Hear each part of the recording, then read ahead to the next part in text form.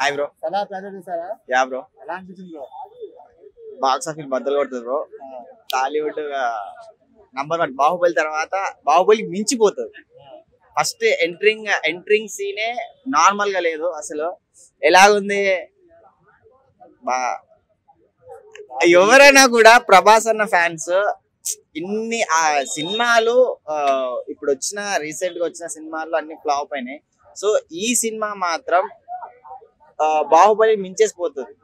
Maximum box office బద్దలు కొట్టేలా cinema industry మొగుల్లా కూర్చుంటది. అసలు Prabhas record చేయాలన్న ప్రభాసే, రికార్డ్ ఆఫ్ చేయాలన్న ప్రభాసే, క్రియేట్ చేయాలన్న ప్రభాస్. హైప్ ఇచ్చిన సీన్ అంటే first entry scene bro.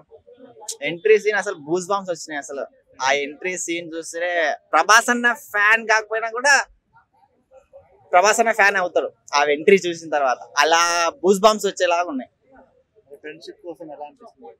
Friendship కోసం బానే ఉంది బ్రో. ఇప్పుడు ఉన్న సిచ్యువేషన్స్ అన్ని తీసుకుంటే గుడ్, బానే ఉంది. కానీ థియేటర్ లో ఎలా ఉండబోతుంది చెప్పా బ్రో, ఇంకా బాక్స్ ఆఫీస్ బద్దలైపోద్ది. స్పీకర్లు అసలు మొత్తం ఇంకా ఒక రేంజ్ లో ఉంటది అనుకోండి. దయా గారి దండయాత్ర రికార్డ్ క్రియేట్ చేస్తారు అదే టైం కి షారుఖ్ ఖాన్ దుంకి మూవీ కూడా వస్తుంది కదా బ్రో. నేను ఒకటి చెప్పునా, ఓకే అండర్స్టాండ్, బట్ ఏంటంటే ప్రభాస్ అన్న తెలుగు ఇండస్ట్రీలో టాప్ ఉన్నారు. బట్ మా ప్రభాస్ అన్న ఫ్యాన్స్ కి టాప్ 1 అంటే ఎవరి హీరో వాళ్ళకి గొప్ప, వేరే హీరో వాళ్ళని నెగిటివ్ చేయట్లేదు.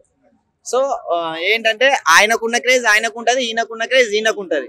ఎవరి క్రేజ్ వాళ్ళకే ఉంటది. ఎవరి క్రేజ్ ని తక్కువ చేయకూడదు కదా, ఎవరి క్రేజ్ వాళ్ళకి ఉంటది. ఈ ఇయర్ లో ఆల్రెడీ షారుఖ్ ఖాన్ 2 మూవీస్ కూడా 1000 కోట్లు కబ్జా చేశారు. ఓకే, ఇప్పుడు ప్రభాస్ ఈ ఒక్క మూవీతో ఆ 2 మూవీస్ దాటేస్తున్నారు. బ్రేక్ చేస్తారు బ్రో, కంపల్సరీ బ్రేక్ చేస్తారు. ఎందుకంటే ఇప్పుడు హోప్స్ ఆ సీన్ ఒకటి ఉంటది బ్రో. 500 మంది అలా విలన్స్ ఉంటారు. సో ఆ విలన్స్ లో సీన్ ఉంటది చూడండి, హైలైట్ గా ఉంటది. అక్కడ సేమ్ మా బాహుబలి ఎలాగా లాస్ట్ యుద్ధం జరుగుతుంది కదా, ఫైట్ జరుగుతుంది లాస్ట్ ఫైట్. సో దానికన్నా మించి ఉంటది ఫైట్. చాలా బాగుంటది, అట్రాక్ట్ గా ఉంటది. చాలా మంది టాప్ బాగా ఉంటది బ్రో. అంతే, ఇంకా ఒక మాటలో చెప్పలేను అది. ఇంకా అంతే, సునామీ ఇంకా. Thank you.